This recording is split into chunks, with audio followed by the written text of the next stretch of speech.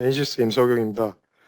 오늘은 저는 건축 건설 디지털 혁신 방안에 대해서 우선 설명을 드릴 거고요. 오늘 같이 이제 저희 NCS의 파트너사인 원스트림의 임영택 대표님하고 같이 세션을 진행하도록 하겠습니다. 대표님 반갑습니다. 네, 반갑습니다. 몬스트림의 임혁택입니다. 반갑습니다. 네, 그러면 제가 세션을 진행하도록 하겠습니다.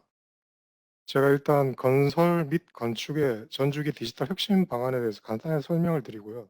그다음에 이제 이러한 내용들을 쭉 설명을 드리면서 결국에는 저희 시뮬레이션이 어떻게 하면 이제 탈탄소화에 어, 협조를 할 수 있는지, 어떻게 하면 도움을 드릴 수 있는지 그런 부분은 이제 공조 쪽 시스템에 대해서 공조 해석에 대해서 설명을 드리면서 저희가 쭉 세션을 진행하도록 하겠습니다. 얼마 전에, 그러니까 2년 전쯤, 2년 가까이 된 것 같은데요. 이제 후환경 실험에 대해서 CFD 해석을 CFD를 활용하는 가이드라인이 2년 전쯤에 나왔습니다. 결국에는 기존에 이제 목업을 만들어서 공동 실험을 했던 것들을 CFD로 어떻게 하면 그것들을 이제 대처하기보다는 보완을 할 수 있는지 그런 부분에 대해서 이제 가이드라인이 나왔고, 실제로 이제 2021년 11월 이제 말쯤에 나왔고, 대상 건물은 초고층이라고 되어 있습니다.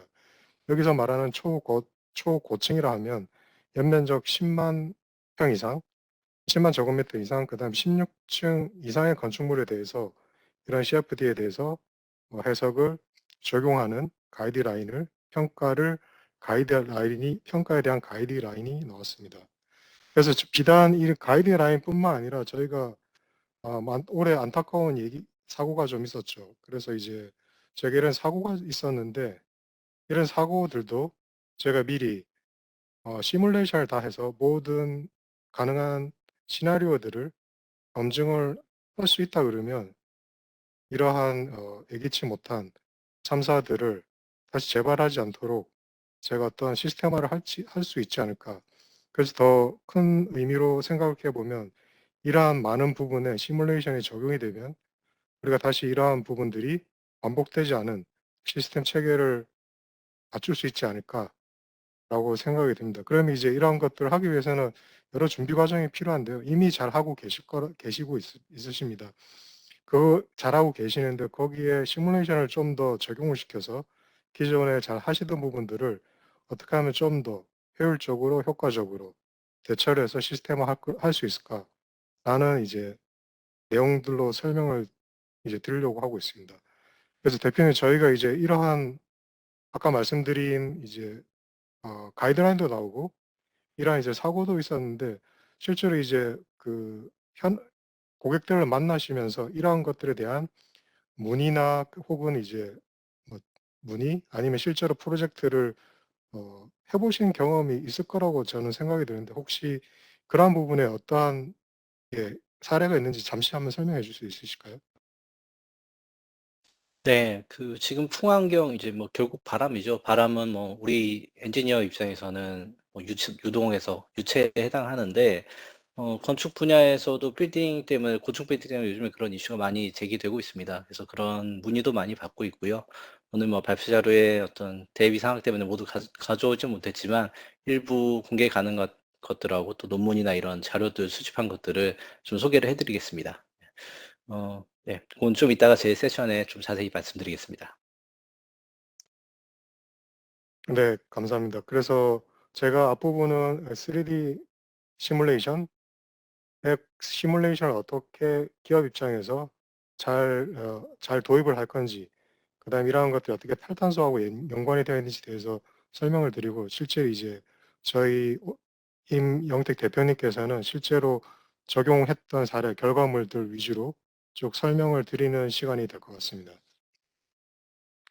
그래서 뭐 글로벌 건축 시장을 잠시 들여다보면 여러 가지로 환경 자체는 썩 좋지는 않습니다. 단 좋은 건 이제 우리나라 건설사 위상들이 이제 글로벌적으로 많이 올라가고 있다. 하지만 그렇게 올라가는 글로벌 환경 시장 자체는 어, 좋지가 않다. 뭐 잘 아시겠지만 요즘에 공사 자재비라든지 인건비라든지 뭐 PF 조달하는 데 많은 어려움이 있는 걸 알고 있고, 이러한 어려움들을 잘 극복하기 위해서는 건설업계에서는 많은 디지털을 어떻게 많은 부분들을 어떻게 디지털화해야 되는지에 대한 고민들이 많이 있을 거라고 생각이 됩니다. 그래서 오늘 전체 내용들을 쭉 설명을 드릴 건데 그러니까 건축 쪽에 관련된 프로세스를 기초로 제가 쭉 설명을 드릴 건데 그쪽을 전부 다 저희가 뭐 한 번에 다 도입을 해야 된다 뭐 이런 얘기라기보다는 각각의 업무 프로세스에서 어떠한 부분을 적용할 수 있는 건지를 회사마다 약간 입장이 다를 수가 있으실 겁니다. 그런 부분들을 잘 고민하셔 가지고 제가 설명한 부분에 '아 이러한 부분들을 도입하면 좀 의미가 있겠다.'라고 이제 생각이 되시면 저희 엔시스나 저희 파트너사인 온스트림에 연락을 주시면 정말 좋을 것 같습니다. 그래서 이런 이제 글로벌 문제가 있는데 이런 글로벌 문제들을 해결하기 위해서 제가 이제 글로벌 건설업계 관련된 분들을 이제 조사를 쭉 해 봤더니 이러한 이제 이슈들에 대해서 고정 과제들을 요런 개선 방향으로 좀 하려고 하신다는 얘기를 많이 하시는 것 같아요. 그래서 크게 보시면 수익성을 개선해야 되고 그다음에 ESG 대응도 해야 되고 그다음에 지금 실제로 건설 현장에 많은 숙련돼 있는 젊은 인력이 계속 충원되는 거라 숙련된 인력들이 많이 빠져나가거나 은퇴를 하시는 상황들이 많이 벌어지고 있다고 얘기를 하십니다. 그런 부분들을 어떻게 좀 대처를 할 수 있을까라는 부분들이 있고 그래서 어떻게 하면 디지털 트윈을 적용시켜서 이런 부분들을 조금 더 음 감소를 시켜 볼까, 잘 대응을 해 볼까라는 부분이 있고 그다음에 탄소 배출을 어떻게 하면 저감을 시켜 볼까라는 이 부분에 대해서 기술 투자를 해야 되겠다. 그다음에 마지막으로는 이제 건설 현장에 이런 젊은 인력들이 와서 바로바로 적용할 수 있는 숙련된 인력의 기술들이 이런 디지털화를 통해서 자산화가 되는 이러한 방법들에 대해서 많이 고민을 해서 '시스템화를 해야 되겠다.'라는 생각들이 있으신 것 같습니다. 그래서 이제 건축 건설 디지털 트윈이라고 이제 제가 말씀드릴게요. 디지털 트윈이라고 우리 거창하게 말씀드렸는데 일단은 디지털화를 해야 되고 디지털화를 하고 난 다음에 디지털 트윈 단계로 가야 될 건데 디지털화를 하신 거는 많은 부분이 되어 있을 겁니다. 특히 캐드에 관련해서는 많은 부분들이 적용을 이미 잘 사용하고 계실 건데 그러한 캐드들을 어떻게 하면 좀 더 적용을 잘해서 이제 디지털 트윈화로 가는지 고민을 많이 하고 계실 거고 그래서 이제 윗부분에 이제 가상 환경, 밑에 실제 환경, 제일 밑에 부분에 이제 건축 건설 쪽에 이제 업무 프로세스가 이렇게 쭉 운영이 된다라고 생각을 할 수 있을 것 같습니다. 그래서 기본 설계, 상세 설계, 시공을 하고 각각에 관련된 공조 시스템이라든지 전기 시스템이라든지 이런 것들도 이제 시운전을 해볼 거고 직접 이제 나중에 건축 건설물들을 운영, 유지 보수를 하게 될 겁니다.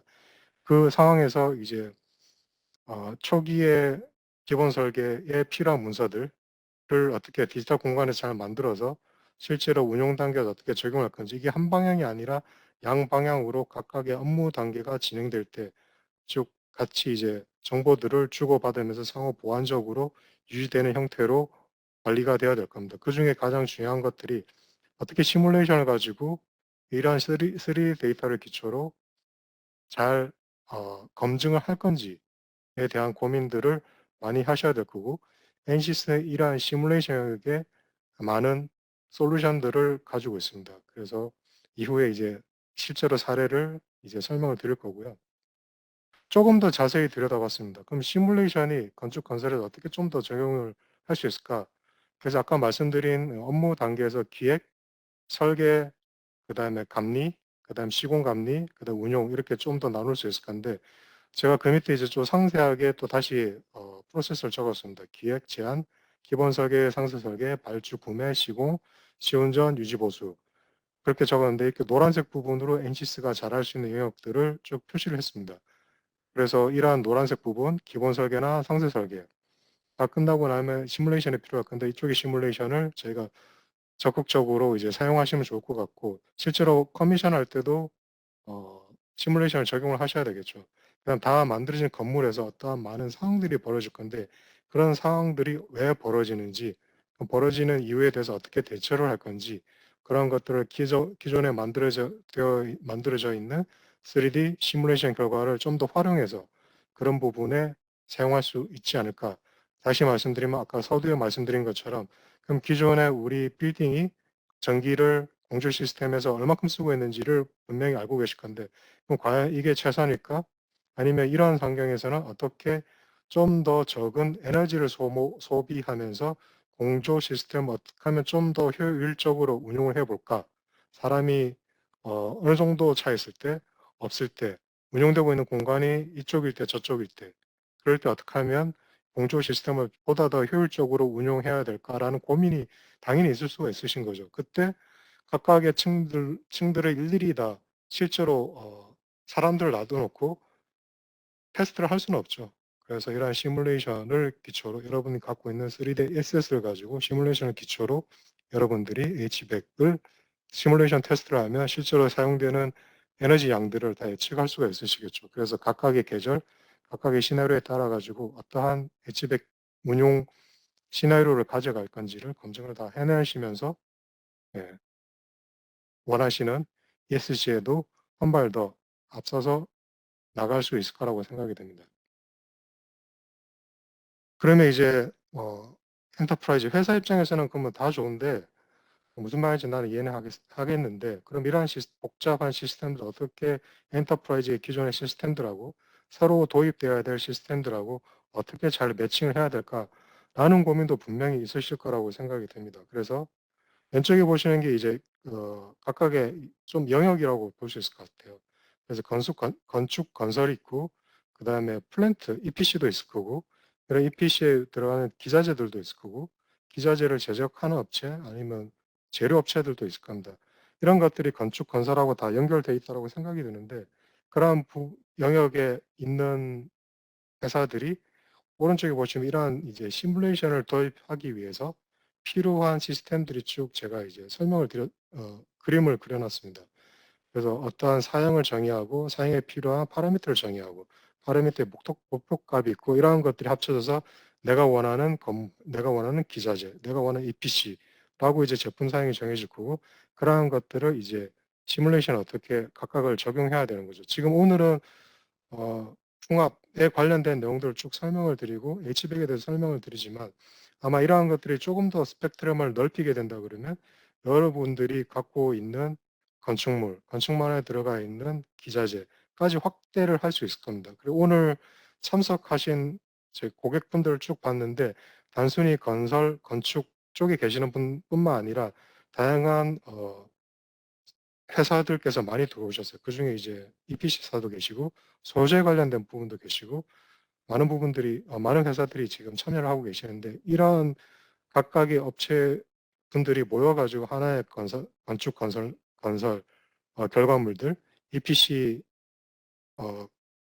공장들 이런 것들을 다 만드실 거라고 생각이 됩니다. 그래서 각각의 관련돼 있는 회사들이 이러한 플랫폼을 통한다 그러면 사전에 목업을 만들지 않고서도 기존에 우리가 해야 될 많은 검증 작업들을 가상의 공간에서 많이 대처를 할 수 있을 거라고 생각이 됩니다.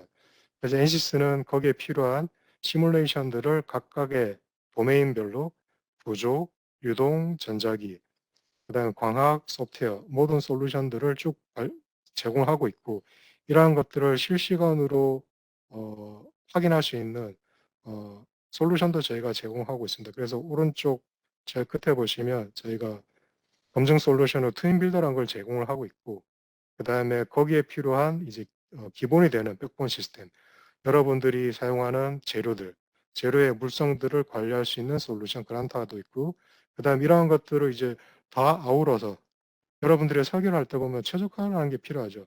설계 최적화, 운용 최적화, 그다음에 소재 선택에 대한 최적화 이러한 부분들의 최적화가 필요할 건데 그런 최적화에 사용할 수 있는 솔루션에 옵티슬랭이 있고 그다음 더 다시 묶어서 이렇게 시뮬레이션하고 관리하고 최적화한 나온 모든 데이터들을 관리할 수 있는 SPDM 솔루션 미네르바가 저희가 가지고 있습니다. 그래서 제가 앞에서부터 건축 건설에 관련된 디지털라이제이션을 어떻게 하고 디지털 트윈을 어떻게 하고 하기 위해서 필요한 시스템을 어떻게 꾸미고 이러한 것들이 여러분 업무에서 어떻게 효용이 될 건지를 이제 쭉 이제 말씀을 구두로 설명을 드렸는데 이제 이후로는 저희 이제 파트너사인 원스트림의 임용택 대표님께서 저희 설명을 사례 위주로 쭉 설명을 하도록 하겠습니다.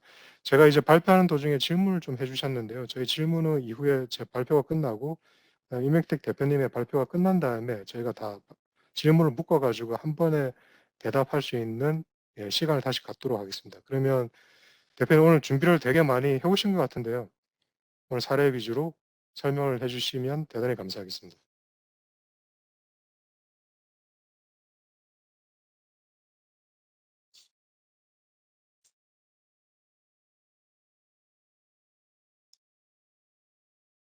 네, 안녕하세요. 온스트림의 이명택 대표입니다.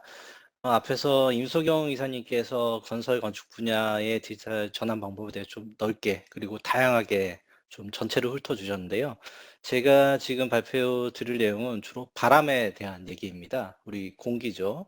그래서 건축 분야에서는 특히나 이거를 또 CWE라는 다른 용어를 좀 쓰고 있습니다. 보통 기계 분야는 그냥 뭐 CFD라고 많이 얘기를 하는데 바람 위주다 보니까 컴퓨테이셔널 윈드 엔지니어링이라고 약자를 쓰고 있고요. 어, 요번 발표에서는 이제 참, 네, 주로 풍환경, 풍화중, 풍압, 그리고 내부 공조 환기에 대해서 주로 말씀드릴 겁니다. 사실 이제 풍환경, 풍화중, 풍압 다 비슷한 말 같죠? 풍은 뭐 바람이고요.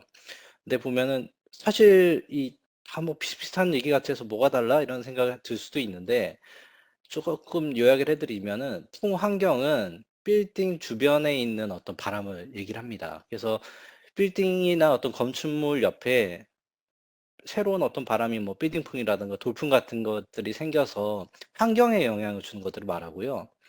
풍하중은 건축물이 풍하중을 받아서 바람을 받아서 뭐 응력을 받는다거나 이런 이제 건축 건물 자체의 어떤 힘을 받는 얘기를 하고 풍압은 건축물 표면에 어떤 걸리는 바람에 의한 압력들을 말하는데 사실상 풍압들은 아주 디테일한 내용들이죠. 창문에 압력이 많이 걸리냐, 적게 걸리냐, 건축물 외부에 설치되어 있는 어떤 면에 압력이 높으냐, 낮으냐 이런 좀 디테일한 얘기가 되고요.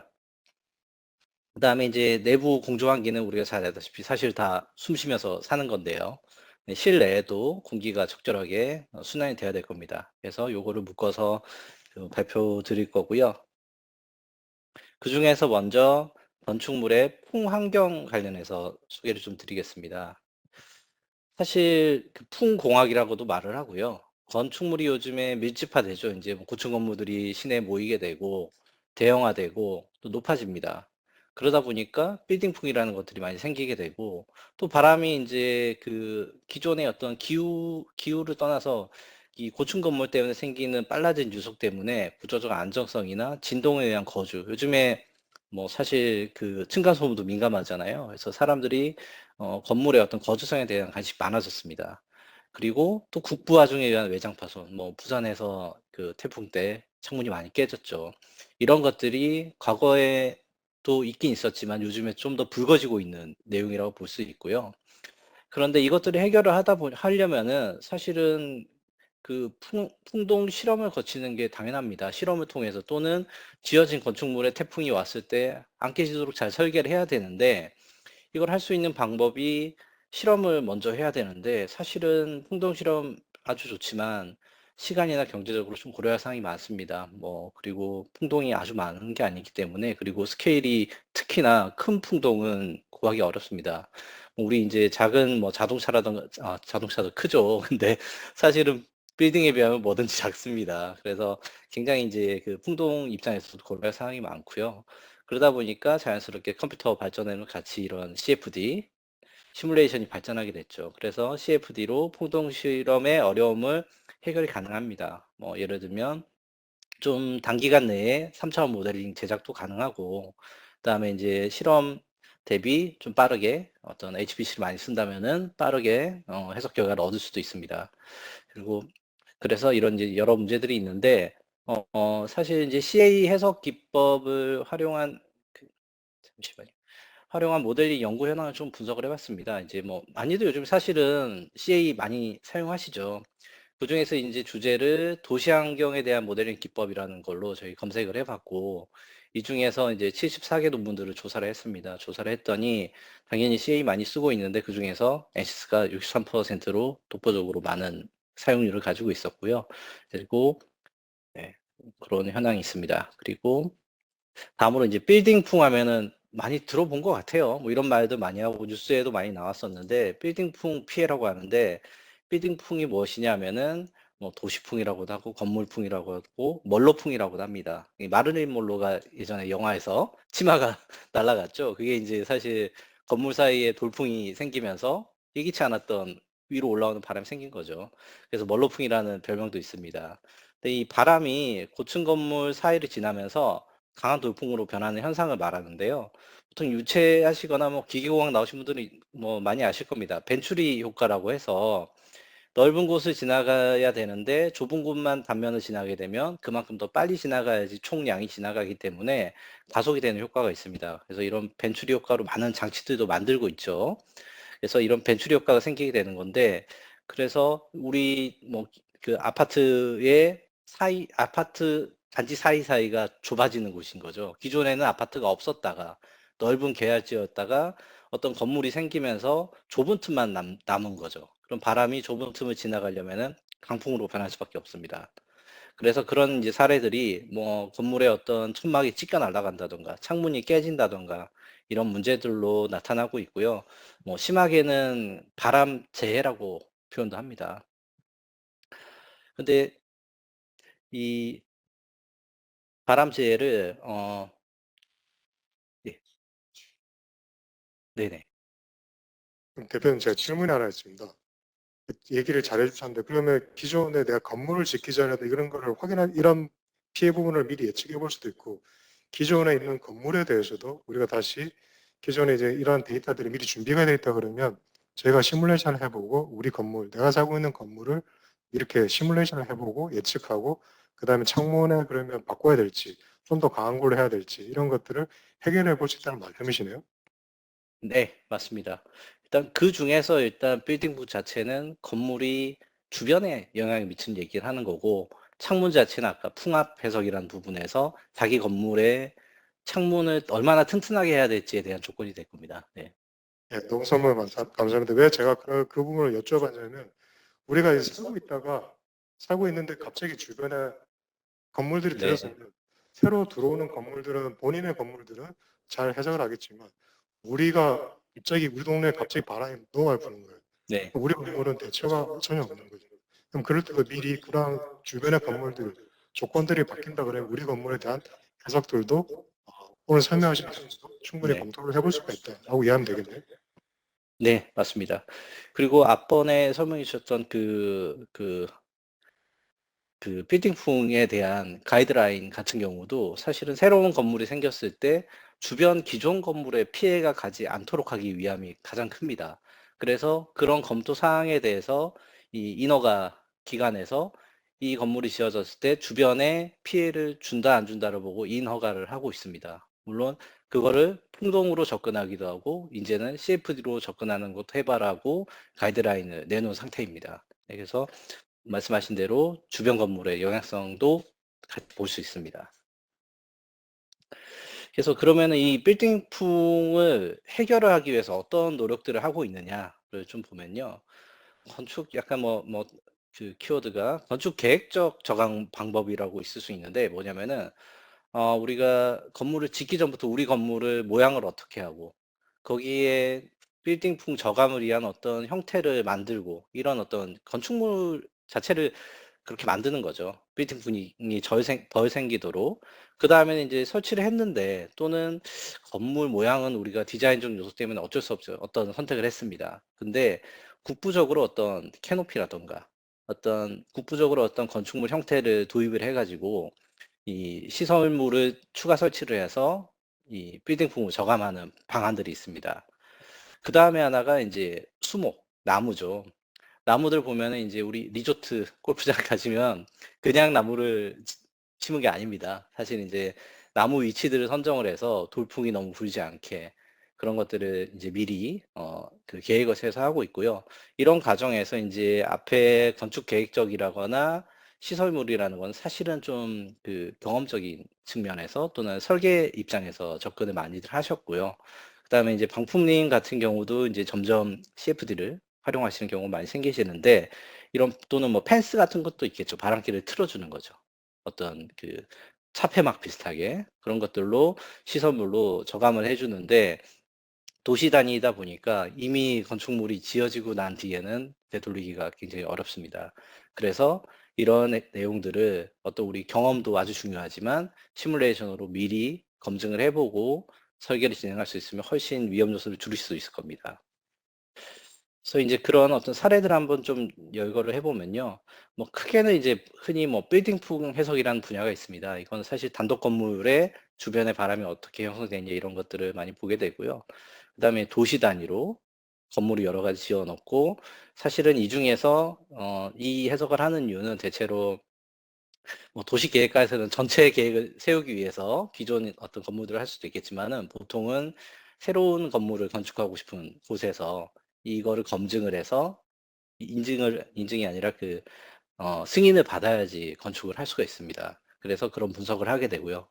뭐 우리 유행했었죠. 그때 그 잠실에 있는 롯데타워 건설할 때 뭐 "바람이 어떻다. 착륙하는 데 방해가 안 된다." 그런 것들이 논란이 있는 것처럼 대형 건물일수록 특히나 이런 바람의 이슈에서 피해갈 수가 없었습니다. 그래서 도시 단위의 풍환경 해석도 많이 하게 되고요.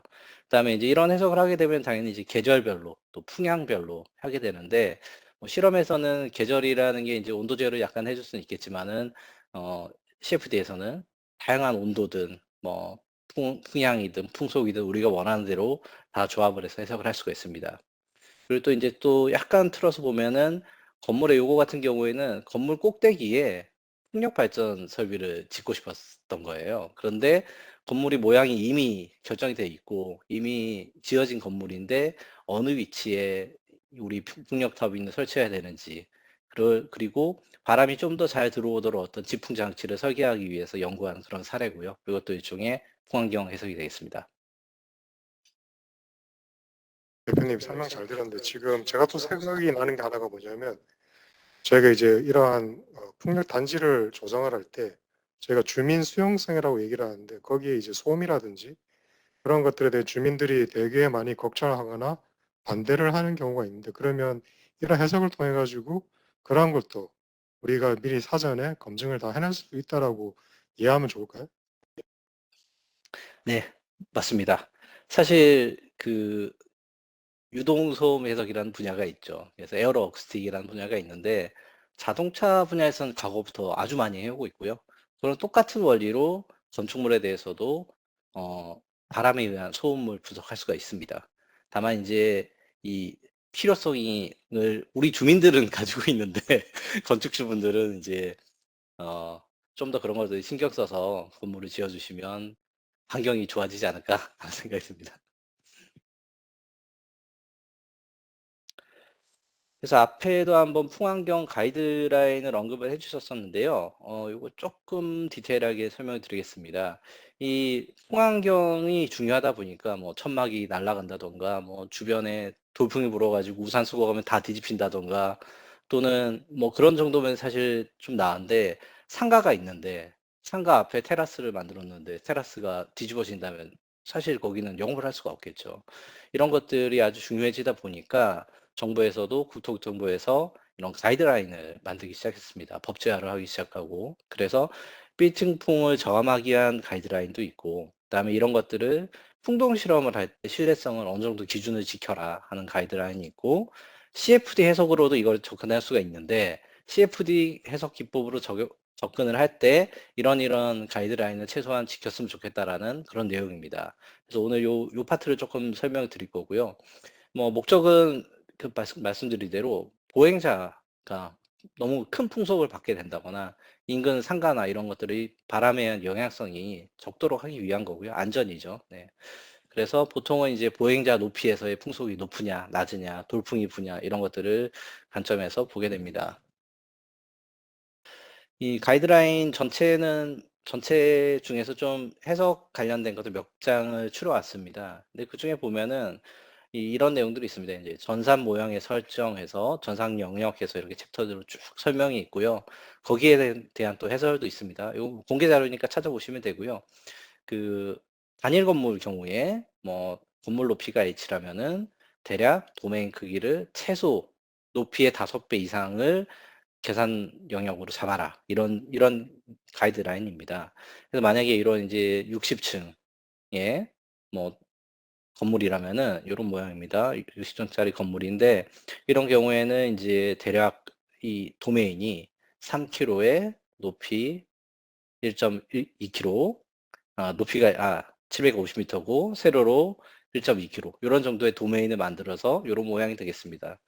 그리고 사실 요거보다 쪼끔 더 크게 하는 게 사실 좋겠죠. 그래서 최소 이 정도는 지켜라 하는 가이드라인이고요. 또 가이드라인에서 인제 격자에 대해서는 얘기를 하고 있습니다. 격자 형태는 4면체, 6면체, 8면체 다양하게 할 수 있는데 권장은 6면체고요. 이거는 뭐 어떤 정확하게 하라는 얘기는 아닙니다. 이 권장은 6면체고 메시 사이즈는 최소 30cm 이하가 되도록 하라는 얘기입니다. 근데 단 인제 지표에 가까우면은 경계층이기 때문에 훨씬 더 조밀해야 되는 거고 일반적으로는 30cm 미만이 돼야지 좀 신뢰성 있는 해석 결과가 나오니 고런 해석 가이드를 따라서 격자도 생성하시고 해석을 진행하라 이런 가이드라인입니다. 그래서 아까 앞에 보셨던 그 60층 건물을 보면은 최대 격자 크기를 40m, 그다음에 건물 인근에선 8m, 그다음에 건물 표면에서는 3m, 30cm 요렇게 하면은 대략 이런 비주얼의 어떤 격자 조밀도가 나오게 되고요. 대략 뭐 2천만 개, 3천만 개 근처의 격자 수가 나오게 됩니다. 그리고 지상풍이 인제 건축물은 중요하죠. 그 경계층 입구 조건이 되는데요. 이런 것들 그다음에 난류 조건은 무엇을 쓰는지 이런 것들이 가이드라인에 쭉 설명이 되어 있고 이 지상품 같은 경우는 여러 가지 방법들이 있는데요. 그중에 인제 함수 어떤 그 프로파일을 쓸지도 가이드라인에 표현이 되어 있고 그중에서 중요한 인자들은 인제 이 우리 건축물이 어떤 지역에 놓여지느냐 대도시 중심부냐 아니면 적당히 인제 그 중심부는 아니고 그 낮은 건물들이 많은 곳에 있는 거냐 아니면 그냥 뭐 시골에 있느냐 아니면 완전히 아무것도 없는 평야지대에 있느냐 이런 내용들이죠. 예 요기에 따라서 이 경계층 모양들이 다릅니다. 건축물이 많고 주변에 뭐가 많으면은 당연히 저항이 많기 때문에 이렇게 파란색 라인처럼 나오게 되고요. 그다음에 오픈된 곳은 이 주황색 라인처럼 이렇게 요런 것들을 쓰게 되어 있습니다. 요거는 가이드라인 따라서 내가 지금 분석하고자 하는 지역이 어디냐에 따라서 적용을 하시면 됩니다. 저희가 이거를 이제 샘플로 인제 이 가이드라인을 똑같이 따라서 가상의 건물을 만들어서 이런 시뮬레이션을 해 봤고요. 그래서 인제 일단 트랜지언트 해석을 하게 됐었고요. 이거는 나중에 뒤에 나오는 풍화중 해석에도 쓰기 위해서 공통적으로 사용했는데 정상 상태 해석도 가능하시고 과도 해석도 가능하십니다. 그래서 이 결과가 나오게 되면은 건물 주변의 유동 형태를 보면서 '아 이쪽이 후류가 강하구나.' 그다음에 어떤 이 보텍 쉐이딩이 강한지 그다음에 높이별로 속도 분포가 어떻게 되는지 아까 말씀드렸던 1.5 미터나 2 미터면 사람 키에 해당하거든요. 그 근처의 풍속이 높으냐 낮으냐 이런 것들 보게 됩니다. 그리고 형태들 그리고 건물 표면의 압력 요런 많은 압력이 높은 곳이 힘을 좀 많이 받는 곳이죠. 그리고 시간에 따라서 각 위치별로 이런 어떤 그 하중 데이터를 받아서 나중에 또 사용할 수가 있습니다. 그래서 이 가이드라인에서 평가 조건도 좀 언급을 하고 있습니다. 평가 조건은 크게는 뭐 A, B, C, D라고 해서 D까지는 사실은 가능한데 E가 되면 이 건축물 풍환경이 너무 안 좋다라는 평가입니다. 그래서 E가 나오게 되면은 D 이하로 안전하게 풍속을 낮춰줘야 됩니다. A 같은 경우는 이제 읽어보면은 뭐 산책 이런 것들을 1시간 이상 편하게 할 수 있는 환경, 그다음에 야외 체류 1시간 정도, 그다음에 뭐 간단한 이동이나 이런 거 가능한데 D 같은 경우 사실은 우리가 고층 건물 지나가 보면 바람이 되게 많이 부는 구역이 있어요. 근데 거기 앉아서 1시간 동안 커피 마시기 좀 어렵습니다. 근데 잠깐 지나가는 건 괜찮죠. 그런 걸 인제 D라고 하고요. 이것보다 더 높다. 어우 뭐 안경이 날아간다. 모자가 벗겨진다. 그 정도 풍속이 되는 거는 한 15m per 이상입니다. 이런 것은 E 등급이기 때문에 D 등급 이하로 개선을 반드시 해야 됩니다. 그런 이제 풍속 평가들이 있고요. 디테일하게는 가이드라인에 뭐 어떤 높이라든가 위치라든가 이런 것들이 나와 있고요. 여기까지가 이제 그 풍환경에 대한 가이드라인과 풍환경 해석에 대해서 간략하게 좀 소개를 드렸고, 사실 이제 풍화 중 풍합이 시뮬레이션 하는 사람 입장에서는 얼핏 비슷합니다. 사실 얼핏 비슷한데 좀 어떻게 다른지랑 이제 기존의 실험적 방법은 어땠는지 이런 거 좀 보여드리겠습니다. 뭐 풍화중을 또 다른 말로 풍력이라고도 많이 부릅니다. 뭐 하중, 그 다음에 힘, 포스, 윈드 로드 여러 가지 단어가 있는데요. 이거는 이제 건물에 걸리는 이 어떤 우리가 건물을 지을 건데 건물이 하중을 총 얼마를 받게 되느냐. 바람이 낮게 불면 괜찮은데 빠른 풍속에서는 건물이 넘어갈 수도 있죠. 아주 심할 경우에는. 그래서 그 하중을 재는 건데 건물을 풍동 안에 설치를 한 다음에 그 밑에다가 힘을 측정할 수 있는 장비를 둡니다. 그래서 이거를 요런 턴테이블 위에 놓고 요 구멍이 뚫려 있는데 요 밑에 이제 그 힘을 잴 수 있는 장비가 들어있죠. 그래서 앞쪽에는 이제 조도블록이라 해가지고 경계층 조건을 주변 건물이 고층 건물들이 많이 있느냐, 저층 건물들 위주냐, 평지냐 이런 거에 따라서 이런 조도블록으로 맞춰주게 되고요. 이런 설비를 한 다음에 방향을 돌려가면서 그다음에 풍속을 바꿔가면서 여러 번 측정을 하게 됩니다. 그 풍압은 비슷한 거 '압이 역 아닌가?' 이런 생각을 하지만 뭐 공학적으로는 압력을 갖다가 면적을 곱하면 힘이죠. 근데 압은 사실은 어떤 표면에 있는 어떤 누르는 어떤 세기이기 때문에 이 풍압 같은 경우에는 사실은 그 전체 힘을 재서는 알 수가 없고 각각 위치에서의 모든 압력을 얻어야 됩니다. 그래서 여기 인제 잘 보이실지 모르겠는데 아크릴로 만든 빌딩 안에 이 선 같은 게 좀 보이시죠? 여기 끝에 쪼끔 밝은 것들이 있고 이게 인제 압력 센서를 박아 놓은 겁니다. 그래서 대략 층별로는 최소한 박아야겠죠. 한 층당 얼마지 또는 뭐 5개 층을 통합하시든가. 그래서 이렇게 센서를 심은 다음에 여기에서 압력을 모두 게더링 해 가지고 나중에 압력을 면적을 곱해서 해당 면적을 곱해서 힘을 측정하실 수도 있고 또 거기에 걸리는 최대 압력이라든가 이런 걸 측정할 수가 있습니다. 요렇게 이제 실험을 하게 되는데요. 해석적으로는 어떻게 하냐면 사실 풍안경도 거의 유사합니다. 3D 모델을 만들고 그다음에 거기에 메시를 짜게 되고 그다음에 시뮬레이션을 돌려서 이 정성적으로 프레셔 분포를 본다든가 어떤 바람의 형태를 본다든가 이런 분석을 하게 되고요. 그다음에 특정 위치의 타임 히스토리. 아까는 인제 압력 센서였죠. 압력 센서가 사실은 메시 개수만큼 되는 겁니다. 그래서 원하는 위치에 타입 히스토리를 받게 되고 그걸 다시 주파수 공간으로 변환해서 이 FFT 데이터를 얻으면 사실은 구조 진동으로도 연결해서 분석을 할 수가 있습니다. 이런 프로세스인데 사실 인제 그 이 CFD에서 특히나 이제 지형을 반영하는 게 쪼끔 귀찮습니다. 못하는 건 아닌데 좀 귀찮고 불편한 면이 있는데 이건 예전에 저희가 어디 발표 드린 적이 있는데 이런 지형 데이터들이 요즘에는 GIS 데이터 같은 것들이 많이 나와 있습니다. 그래서 그 부분에서 엑셀 파일로 뽑아낼 수 있고 이런 건축물의 평면도 같은 것들이 나와 있습니다. 걔네들을 그 엑시스로 가지고 들어오면 빠르게 이렇게 지형 모델을 형성하고 그 위에 건물들도 높이별로 당겨 올려서 빠르게 해석을 할 수가 있습니다. 뭐 인제 가장 빠른 방법은 디스커버를 이용해서 바로 실시간 해석을 해 보는 것이고요. 또는 쪼끔 더 디테일한 해석이 필요하면은 NC CFD를 가지고 어 유동 해석을 실행하면은 이 지형을 만드는 데 드는 시간 정말 30분 정도면 충분합니다. 그래서 굉장히 빠른 방법을 가지고 있고요. 이 실제 이제 실험을 하게 되면 지형을 반영하려면 굉장히 어렵습니다. 등고선 모양대로 다 딴 다음에 거기에 마감을 해 가지고 등고선 모양을 반영해야 되는데 CFD에서는 빠르게 3D 모델상으로 얻을 수가 있죠. 네. 말씀해 주신 것처럼 이런 풍동 실험을 하려고 그러면 제가 알기로도 그 비용이랑 스케줄 잡는 게 엄청 어려운 걸로 알고 있습니다. 그래서 네. 거기에 많은 시간과 비용이 들어갈 건데 그러한 부분들을 이 해석을 해서 사전에 미리 다 그러한 풍동 실험 전에 어느 정도 다 검증을 해낼 수 있다라고 얘기하면 될까요? 이해를 하면 될까요? 네 맞습니다. 뭐 풍동 실험 비용은 저도 정확하게 모르고요. 정말 저렴하진 않을 것 같습니다. 그 노력을 생각하면 굉장히 노력이 많이 들고 그리고 모형을 일단 만드셔야 될 거고 풍동 유지비, 풍동 전기료, 그다음에 숙련된 엔지니어가 계속 동일한 실험을 하셔야 되는 그런 노하우가 필요하실 텐데 당연히 비쌀 수밖에 없다고 생각이 들고요. 어떤 그 가격적인 비용적인 문제를 떠나서 풍동의 숫자는 검증된 풍동들의 숫자는 좀 제한적입니다, 사실은. 근데 이제 건물을 많이 짓죠.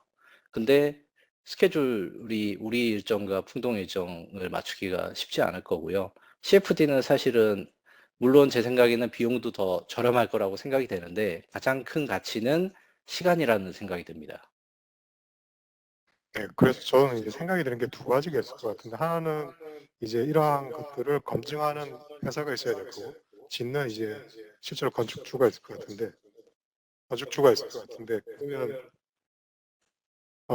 만약에 주변에 어떻게 바뀐다라고 했을 때 바로바로 테스트를 해볼 수 있을 거고, 또 이런 자료를 제가 갖고 있다 그러면 언제든지 내가 이 건물의 주변이 어떻게 설계를 하고 있다가 바꾼 것들을 바로바로 검증해 볼 수 있는 두 가지 측면이 되게 좋을 것 같아요. 왜냐하면 공동 실험을 하려고 그러면 주변에 내가 세팅했던 거를 다시 다 깎거나 다시 모델링해야 되는데, 그게 아까 말씀해 주신 것처럼 비용, 시간이 또 들어가야 되는 작업일 것 같은데, 이거 네. 한번 만들어지면 계속 내가 무한정으로 해보고 싶은 거를 가상 공간에서 다 해볼 수 있는 거 아닌가요?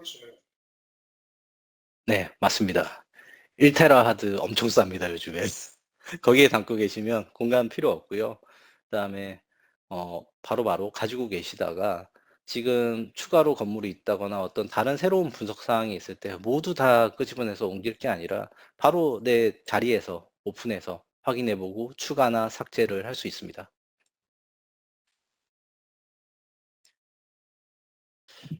자, 그래서 풍화중 해석 사례 하나를 보시면은 요거는 이제 실험이랑 같은 내용을 한 내용이고요.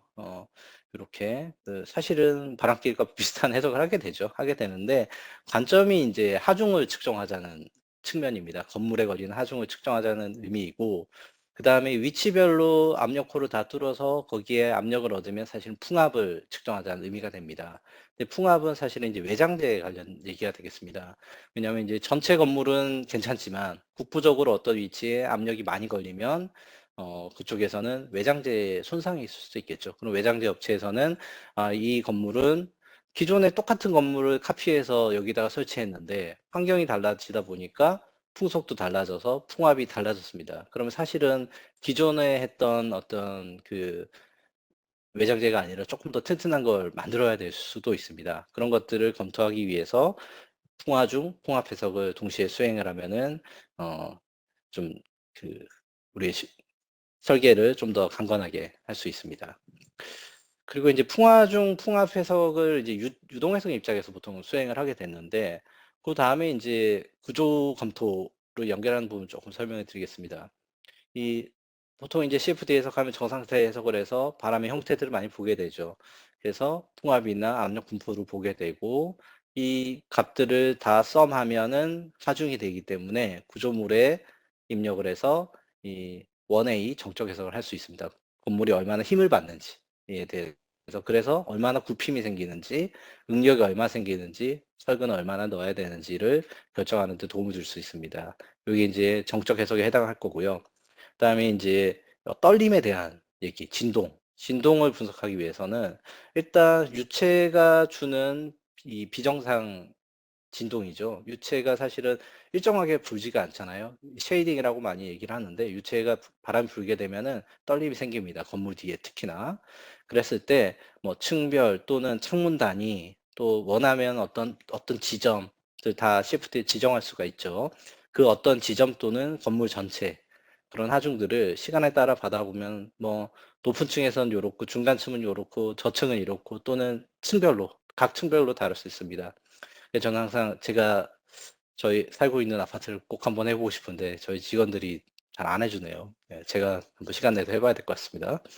그래서 이렇게 해 보고 나면 이 시간 이력 데이터가 나오게 되는데 이거를 주파수 도메인으로 변환을 해서 모드 해석과 비교를 한다든가 그러면 공진이 있느냐 없느냐, 공진 대역이 같이 있느냐 또는 조화 가진 해석을 통해서 이 주파수와 이 모드 해석이 결합된 해석에서 실제로 이 공진이나 이런 효과들에 의해서 떨림이 많은지 적은지를 분석할 수 있고요. 그다음에 이제 랜덤 진동 해석을 통해서 좀 더 디테일하게 볼 수 있고, 심지어는 이 풍화중 해석을 트랜지언트 데이터를 그대로 그 구조 해석에다가 입력을 하게 되면, 뭐 구조물이 많이 흔들리게 되면 2A가 될 텐데, 건축물은 보통 그래도 리지드합니다. 그래서 이제 이 시간별로 변하는 CFD의 모든 점의 압력들을 다 가져와서 빌딩의 겉면에 작용하는 움직이는 시간별로 계속 흔들리는 압력 데이터를 걸어주고, 그거에 의한 건물의 실진동을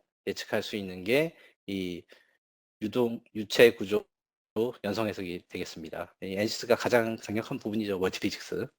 네, 요런 것도 가능합니다.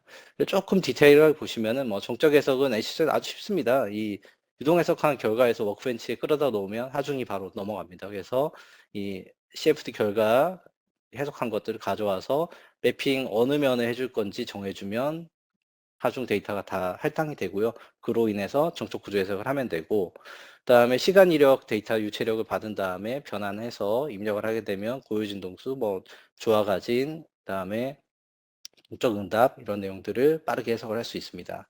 2A FSI는 사실 서로 왔다 갔다 하는 겁니다. 한 타임 이터레이션 안에서 여러 번 왕복을 해서 이 두 개가 서로 상호작용할 수 있게 하는 내용이고요. 이거는 거의 실제 현상을 그대로 모사했다고 보시면 될 것 같습니다.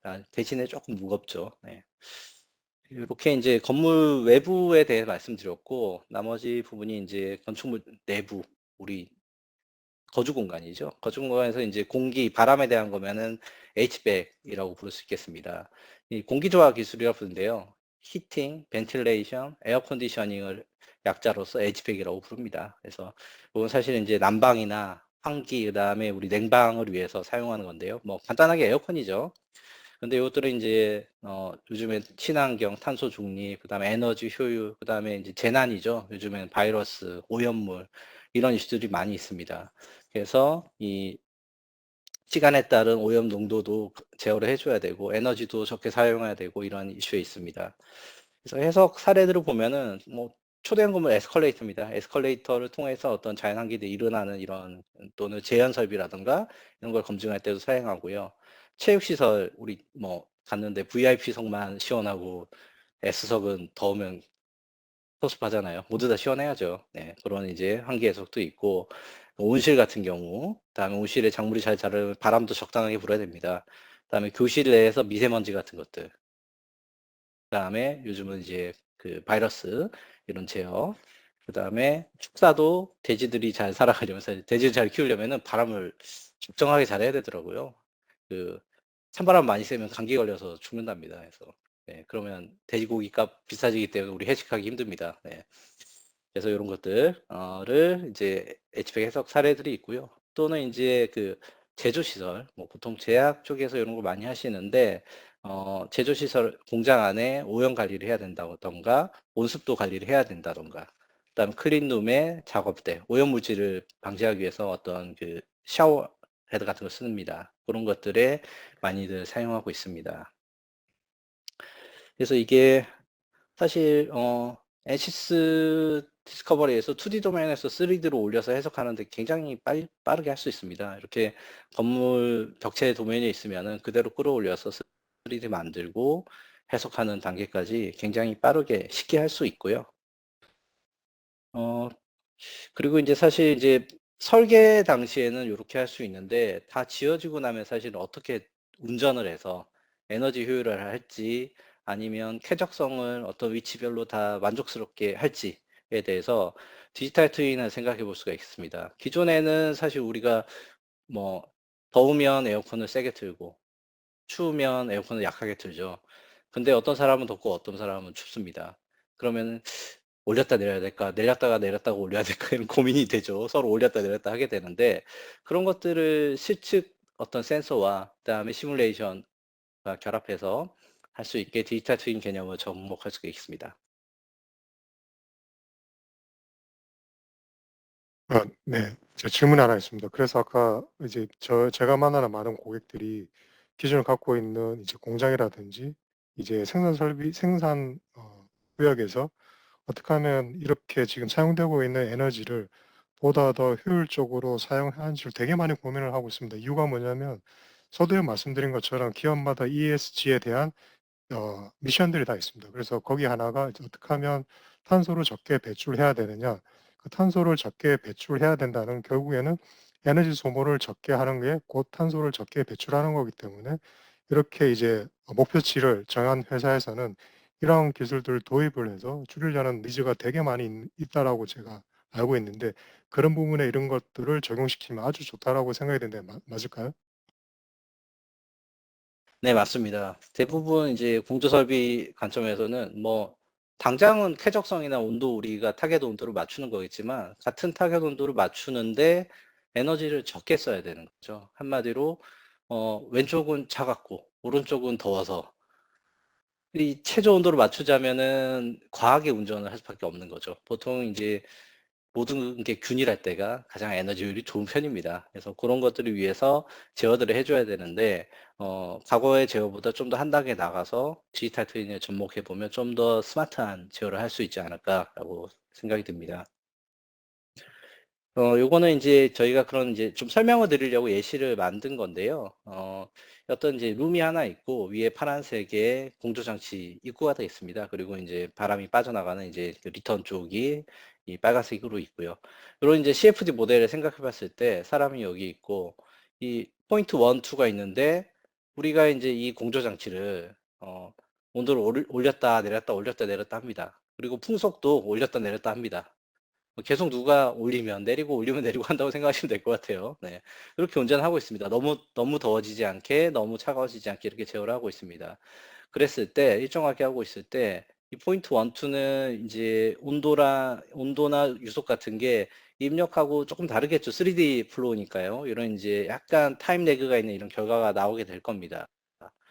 근데 우리가 만약에 지금 좀 그림이 작은데 운전을 사인파가 아니라 이런 스퀘어 한 번만 켰다가 30분 켰다가 한 2 시간 꺼 놓는 상황 또는 켜 가지고 계속 유지하는 상황 그다음에 사인파 또는 어떤 삼각파 이런 형태로 제어를 하고 있다고 하면 우리가 각각을 뭐 실험을 하든 시뮬레이션을 하든 결과를 보면 각각 다른 어떤 응답 특성이 나타날 겁니다.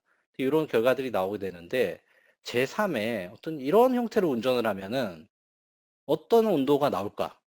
이거는 시뮬레이션은 해 봐야 됩니다. 근데 시뮬레이션 좋지만 실시간성까지는 나오기가 어렵습니다. 아무리 빨리 해도 무겁기 때문에. 그런데 이 툴비드에 있는 롬 크리에이션을 사용하면은 일종의 머신러닝을 통해서 이런 입력을 줬을 때 이런 아웃풋이 나오고 이런 인풋 대 아웃풋들을 회귀 분석을 통해서 얘가 어떤 학습 모델을 만듭니다. 만들면 임의의 어떤 내가 운전 조건을 주면 바로 수초 안에 어떤 결과가 나올지를 예측을 해 줍니다. 이걸 이렇게 빠르게 예측을 해 주는 어떤 이 어떤 일종의 뭐 광범위한 의미로 보면 AI죠. AI를 이용해서 우리가 HVAC 상황에 어떤 예측하지 못한 상황이 있을 수 있죠. 원래 이 룸은 10명 규모였고 10 명으로 설계해서 에어컨을 몇 도 하면 된다고 설정을 해 놨는데 자꾸 나갔다 들어갔다 합니다, 사람들이. 근데 나갔다 들어왔다 하고 문이 열렸다 닫혔다 하고 이런 상황을 개방을 할 수 있다면 내가 원하는 지금 사람이 3명 더 오바로 들어왔으니까 어떻게 운전하면 될지를 능동적으로 결정을 할 수 있고 그거를 빠르게 몇 초 안에 계산해서 이렇게 운전하면 내가 원하는 목표에 도달할 수 있다라고 이런 솔루션을 줄 수 있는 게 디지털 트윈을 활용한 HPAC 예시가 되겠습니다. 그중에 롬이 되겠고요. 이런 이제 디지털 트윈의 특징과 장점을 조금 요약해 보면 뭐 당연히 이제 그 안정적이고 효율적으로 설비를 운영할 수 있게 해 줍니다. 굉장히 이제 많은 데이터를 가지고 활용하는 거죠. 그런데 그렇게 될 경우에 굉장히 오래 걸릴 수 있지만 이 롬을 이용하면은 빠르고 간단하게 개발할 수 있고요. 센서 그다음에 인제 가상의 공간의 분석, 예측 이런 부분을 HS가 담당하게 되고 나머지 센서 연동이나 플랫폼 연결에 관해서도 서드 파티 다른 툴들과 S가 같이 이 협업을 하고 있습니다. 그래서 시간을 단축하고 그다음에 에너지 효율화할 수 있는 그런 솔루션이라고 생각이 되고요. 그런 부분도 한번 많이들 도입되는 날이 오면 좋겠습니다. 네, 제가 준비한 작품은 여기까지입니다. 네, 감사합니다. 그러면 오늘 웨비나 여기서 마치고요. 저희가 NC스는 다음에 또 좋은 웨비나를 가지고 찾아뵙도록 하겠습니다. 오늘 참여해 주셔서 대단히 감사합니다.